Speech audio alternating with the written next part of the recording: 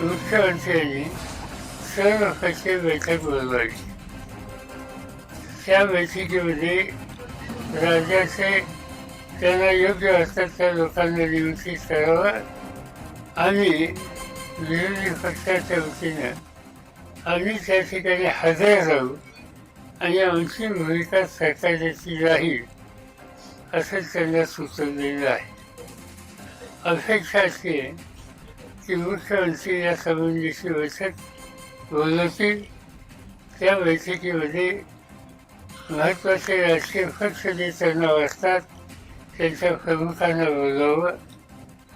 त्याशिवाय हा प्रश्न मांडण्याच्याबद्दल प्रकर्षानं गेले काही महिने ज्यांनी कष्ट घेतले ते श्री दरांडे यांनाही